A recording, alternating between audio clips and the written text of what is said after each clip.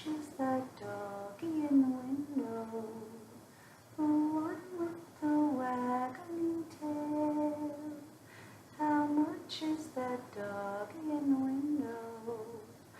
I do hope that doggy's for sale.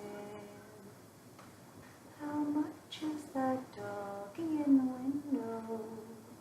The one with the waggling tail. How much is that doggy in the window? I do hope that doggy's for sale.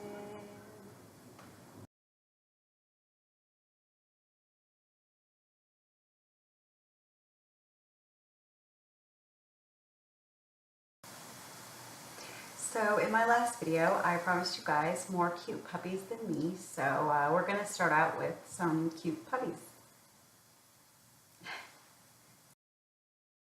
If your dog is healthy and is on a very high quality diet, you can bathe your dog as often as you want, as long as you're not using an abrasive or harsh shampoo when you're washing your dog. So, and he doesn't have any pre-existing skin conditions, you can wash your dog every single day if that is what you want to do, provided you're using a shampoo that is somewhat moisturizing or you're using a conditioner to moisturize your dog's skin.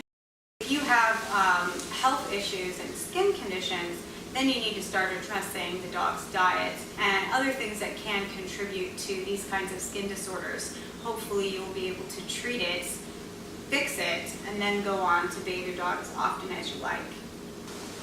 Shampoo. Shampoo is a pretty big topic, but really, mostly the big question you get is there really any difference between human shampoo and dog shampoo? Not really. A lot of people will claim that it's an acid-base pH difference. They'll claim that human shampoos are more acidic than dog shampoos, and that dog skin has a slightly more alkaline pH level than human skin. This is true. The human skin mantle is more acidic than a dog's skin barrier. However, you're using so much water that it's hard for me to imagine that that pH difference would mean anything.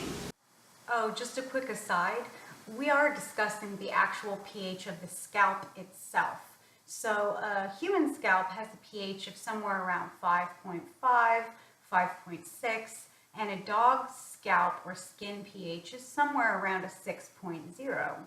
Okay, so human skin is a little bit more acidic than dog skin. But what about the pH of the actual hair shaft? The hair shaft is somewhere in the range of 3.0 to 4.2 for both humans and dogs. So which are we supposed to match the shampoo to?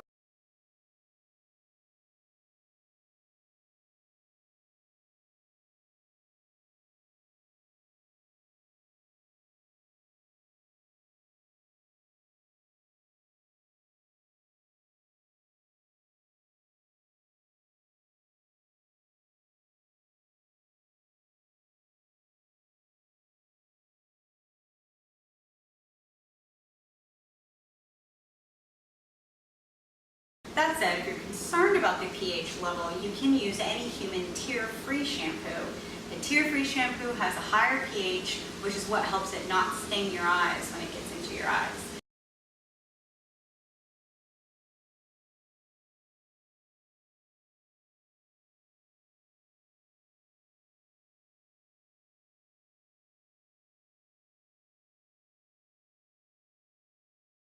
Why is it that a bottle of dog shampoo at the pet store is $8 and a bottle of human shampoo at the human store is, somewhere between 1 and 4?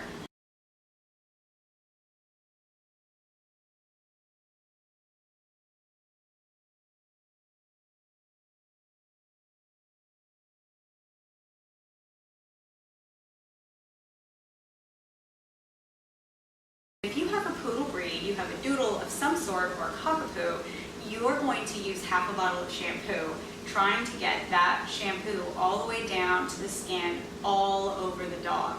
And the problem with that, apart from using half of an $8 bottle of shampoo every time you bathe, is that you're going to have to rinse and rinse and rinse and rinse, trying to get all of that product out of the coat. You are still probably not getting all of the product out of the coat, and leaving shampoo or conditioner in a dog's coat it's just going to shoot you in the foot. It'll ruin your groom before it's even started.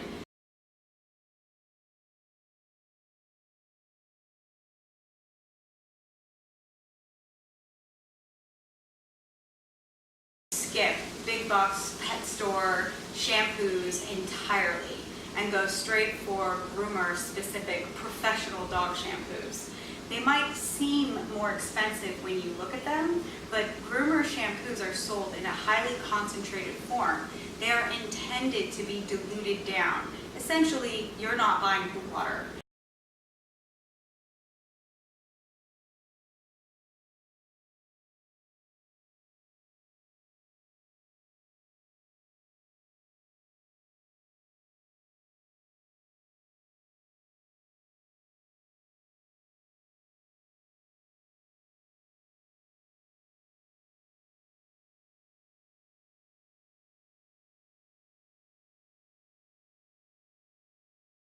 You can use a human shampoo. I recommend putting human shampoo into a plastic squeeze bottle and using water to dilute the shampoo to a runnier consistency. If the shampoo you've chosen is not lathering up, I would add about an ounce of Blue Dawn dish soap, the one with the duckling picture on it, the wildlife variety, that is extremely safe, very gentle, and has amazing degreasing properties.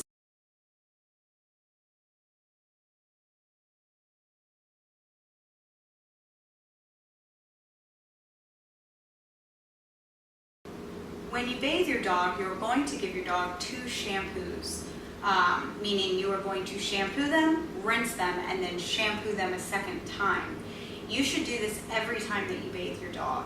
It's just very, very difficult to get into those dense coats and get everything out. And since they aren't being bathed daily or 3-4 times a week like a human being, you really have to bathe them. You have to shampoo them twice to really get everything out of there. Since you have to bathe your dog twice or to shampoo your dog twice every time you give him a bath, one of the great ways to do things is to use a cheaper shampoo for your first shampoo, and then when you use the second shampoo, use your more expensive or fancy dog shampoo.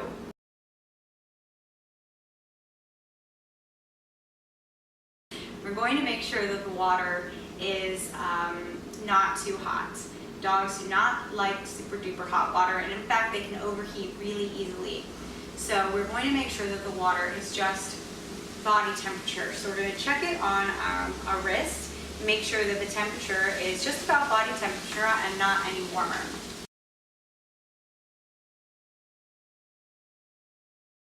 If you find that your dog is shivering during the bath, it may not necessarily be because they are cold. It could be that the dog is anxious or nervous, or even just excited. Some dogs, especially young dogs, tend to shiver whenever anything new is going on, or if they're feeling any kind of excitement or apprehension.